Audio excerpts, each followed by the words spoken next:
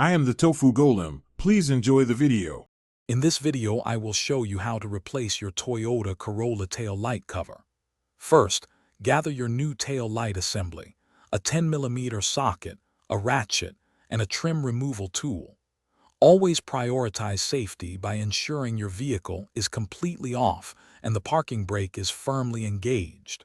Wearing safety gloves and eye protection is also highly recommended for this repair.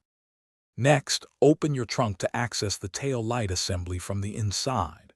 You may need to gently pull back some interior trim or carpet, often held by a few clips, to expose the mounting hardware. Using your 10mm socket and ratchet, carefully remove the 3 retaining nuts or bolts that secure the tail light assembly to the vehicle's body. With the nuts removed, gently wiggle the entire tail light assembly and pull it straight back to release it from its clips. Disconnect the main wiring harness by pressing its release tab.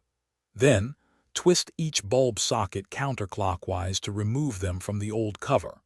Transfer these bulbs to your new tail light cover, twisting them clockwise to secure, and reconnect the main wiring harness.